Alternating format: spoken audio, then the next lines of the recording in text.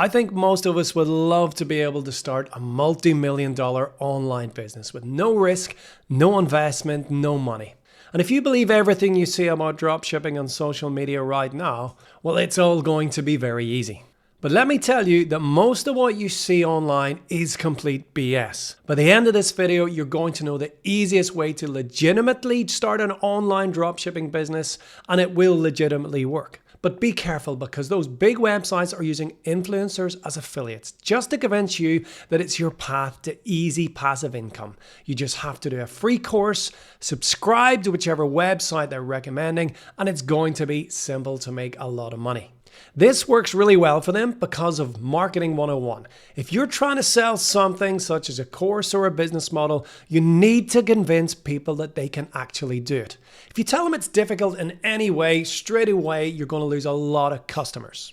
And this tends to be the main focus of all the dropshipping automated websites right now. It's not to give you passive income, it's to convince you to sign up. If you want to learn a lot more about that side of things, go to my Is Dropshipping a Scam video.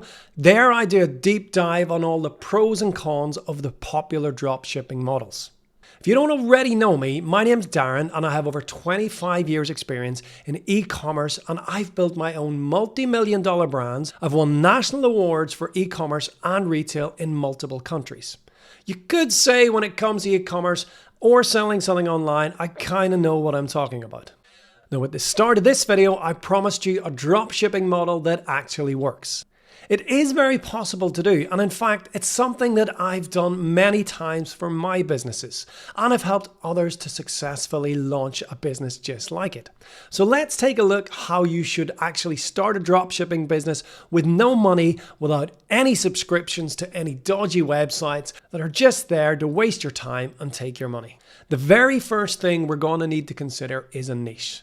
Again, if you've watched any of my previous videos about choosing an industry, you'll already know that Google loves an expert, and it ranks them higher organically. So don't try to be a jack of all trades selling a bit of everything.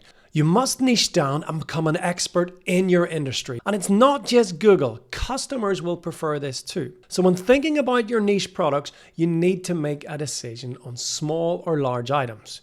You will have a choice, and it's going to have a big impact on your business going forward. Small is easy, inexpensive, and fast to ship. And even though you're not the shipper, that helps with conversions because it keeps the price down, things arrive quickly, and if something needs to go back, returns are easy. You can also ship much further for small items, and that's going to help you scale. Make sure whatever you choose, it's a product that people would want to buy again and again, or it's a hobby product where customers want to expand or upgrade their equipment or collection. One-off purchases where they don't need to come back should be a no-go, because it's expensive to get customers in, and sometimes the resources spent to get one customer can actually eat up all your profit.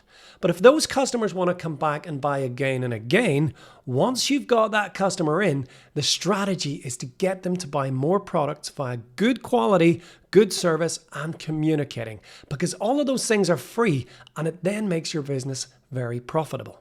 I'm thinking of things like camera equipment, sports equipment, car accessories, home decoration. There's a whole host of niches where people would come back to you if they like their original experience of dealing with you. The second choice is to go to large items, because when we're dealing with bulky items, it's very common that retailers don't actually hold any stock. It's just too expensive, or it takes up too much space. So you're going to find it much easier to convince a manufacturer or a distributor to let you dropship for them.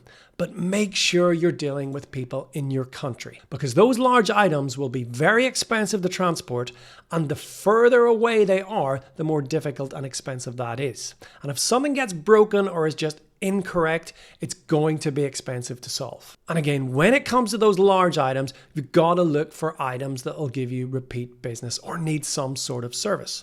One of my customers actually started a car leasing business where he was leasing and selling vehicles. He partnered with multiple brands, and of course, as you know, with vehicles, there are a lot of spec upgrades, accessories, and service packages required. And that's where all the upsells came in. I have another client who sold hot tubs and ice baths. Again, not holding any stock, but he used his website to sell the items locally. And then, of course, he had a whole range of accessories to keep the products in good condition, and even went as far as offering servicing. The more hot tubs and ice baths that he sold, the bigger his database of repeating customers became. And yes, he made great profit on the initial sale, but it was the add-ons that came in again and again from almost every customer, and they ended up being worth 10 times more to his business in the long run. So when you're thinking about your niche, think about the products you would be selling and if there's an opportunity to do repeat business. You're not looking for one-off sales, you're looking for long-term customers. Very often online, you're going to hear e-commerce guys and marketing gurus talk about ROAS, return on ad spend. That is an important statistic. But I think honestly, it's nowhere near as important as your CPA. That is your cost per action. And the action can be anything. But if that action is acquiring a sale, and we have customers that buy from us again and again and again, that CPA just gets lower and lower the more customers we have. Our revenue compounds, but even more importantly, our profits get driven up. And we affected all of that right from the very start just by choosing the correct niche with repeatable potential.